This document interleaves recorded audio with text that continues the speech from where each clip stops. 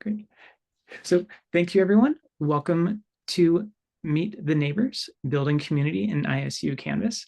My name is Ryan Randall, and I'm with the ITRC. And today, Mark, who's also with the ITRC, will be telling us an awful lot about groups in ISU Canvas.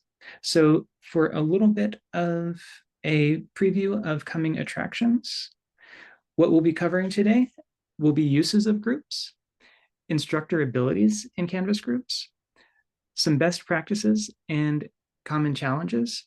We'll show where to add groups. We'll have a question and answer session at that point, and that will be pretty much the entire webinar today. Mark, would you go ahead and start telling us about how people can use groups? Yes, thanks, Ryan. Okay, so first of all, we'll talk a little bit about how you can use groups in different ways using Canvas. And that's what's really nice about it is there's a variety of different ways. It just takes a little bit of creativity to do. First, you can use your groups for group assignments.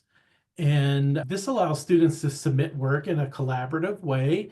For example, you could do shared writing projects or presentations. Then there's also group discussions. So these are opportunities for student-to-student interaction, which helps keep your students more engaged and more confident in sharing their thoughts with the rest of their peers. Next, you want to consider maybe a peer review team. So these could be stable groups that regularly give each other feedback and help build trust by improving the quality of the assessment. And you can use that as well as some study groups. Now, these are less formal, more often ungraded, where students support one another in understanding the course material. And finally, project-based learning. And this is where students really benefit from the groups, especially if it's complex or multi-phase assignments where the students can then take on different roles, like a team leader. So each of these group types supports a different kind of engagement.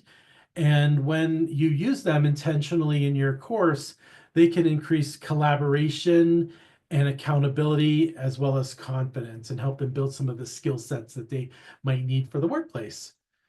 And as the instructor, you have some abilities in Canvas in terms of overseeing the groups. So Canvas gives instructors a robust set of tools to manage the groups. And so first, you have full visibility and control. So you can see all the groups in the course, including those that are created by students, because students can also create groups.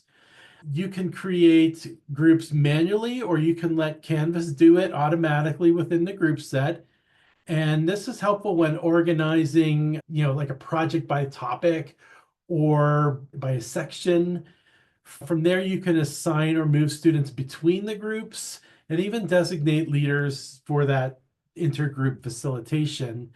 If it fits into your teaching style, you can allow the students to do self-sign-up, which empowers them to choose a group that they want to belong to that aligns with their interests or in an online learning course, their schedules, because we know that students have different scheduling needs. And finally, Canvas makes it easy to set up this collaboration. You can use a shared Google Docs or an Office 365 shared file, and then you can monitor the activity that they're doing within the group without micromanaging the group, which can, be deflating. So these tools make it easy to scaffold collaboration among your students while still allowing you to have some facilitation oversight. Next, I want to talk a little bit about some best practices and challenges that you might encounter with groups. With best practices, as with any activity that you have in your course, you want to make sure that that group activity aligns with your learning objectives. And so make sure that the group serves a clear instructional purpose. You also want to set expectations early around who has what role and communication and accountability so students know what is expected of them. And those are things that you can communicate within the assignment group instructions. By providing some guidance on collaboration, like how to use collaboration documents like the Google Docs or the Canvas discussion, this can help prevent any kind of technical confusion. So if you're using anything within your group assignments like that, you want to make sure that they have either the support to do that tech add-on, or that that you're there for support if they run into any issues. Another good practice is to use rubrics. And we all know from group assignments, and some people do more, some people do less. Some of the best ways to manage that for a fair assessment is to create a rubric and include that in your group assignments. And then as the facilitator of this, you want to check in regularly with your groups to support the group dynamics. On the other side, you have a couple challenges, or you might encounter a couple challenges, such as uneven participation. And we talked about that early. Some people do the bulk of the load. Some people just hang on the fringes. You might have some conflict within the group. You always have that in any group assignment. And then again, if you're introducing any tool to go with that activity, you might encounter some confusion. So you want to provide that support. Sometimes students aren't sure where to access group assignments or who's doing what. So it's important to clarify those expectations.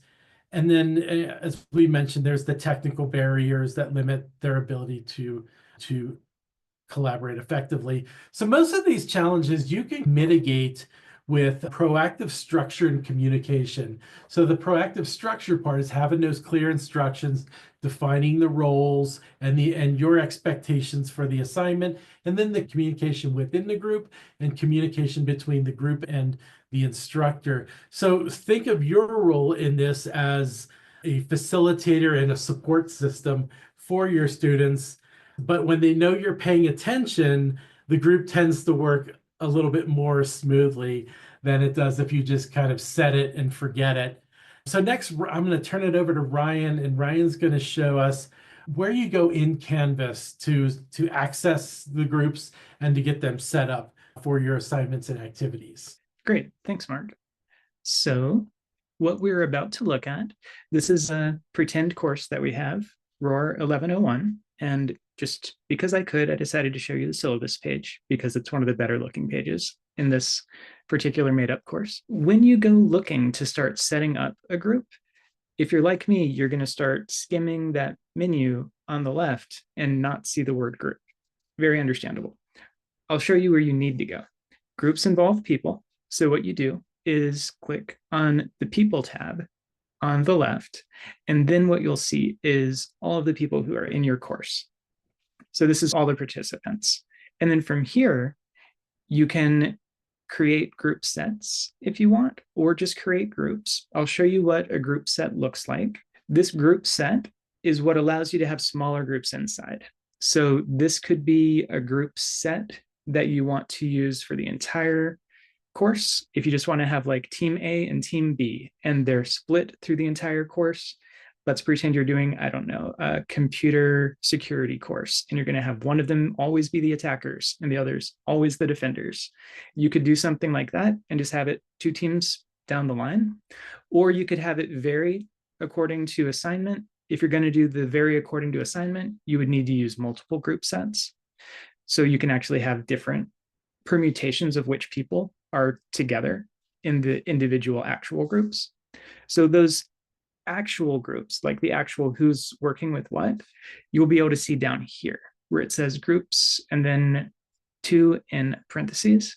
And by clicking on the little expand triangle, you'll be able to see who's in which one. And then you could also from here just drag somebody over to add them. Or if you have a really long list, if you're teaching 100 people, you could just click on that very small add button, and then you can click on whichever group you want that person to be assigned to. So you don't have to spend a lot of time scrolling. In this very small little potted plant example, we won't run into that scenario, but if you're teaching a very high enrollment course, I imagine that other way of adding would be very, very handy. You can also have groups members be assigned automatically. There's actually quite a few different ways to do this, so I won't try to go into all of them. I'll just say that Canvas's own video documentation and other documentation is really handy for this. So if there are other settings that you want to make and really refine, I'd say for those different, more advanced approaches, Canvas's own documentation is quite handy. But here, just for the basics of where do I go, what's the terminology, here you can see the group sets, which are different from the actual combinations of individual students. And those individual student combinations are the groups. When you want to learn more, you can always look at the ITRC articles that we have. They are instructions and sometimes why would you want to do this articles. We also have a video library of webinars just like this one. They live on YouTube and you can access them through the QR code in the top right. This is the final one of the Wednesday webinars in spring, but when we have another schedule of webinars, we will put that up on the ITRC's own page. And when you want to meet with us, and we hope that you do, please email us. Our email address shared goes to all of us. It's the best way to get in contact with us. It's itrc@isu.edu. You can also call us at 208-282-5880. We are no longer in the Oboler Library. So if you're on Pocatello campus, or especially if you were planning to drive to Pocatello to meet with us, please don't do that until we've announced that our new location has opened up. As of this week right now, we're not having in-person meetings, but we will, depending on when you're watching this recording, have meetings available. So for the foreseeable future, please go ahead and set up on-demand appointments using that link at the bottom. And those can be via Zoom or over the phone. And for future Wednesday webinars, please make sure to watch Idaho State Today. That's where we will announce all of them. And also make sure to check out the ISU Canvas transition website. Bookmark it if you haven't yet. It's your one-stop location for all of the information about the transition. So thank you for attending today, and we look forward to working with you.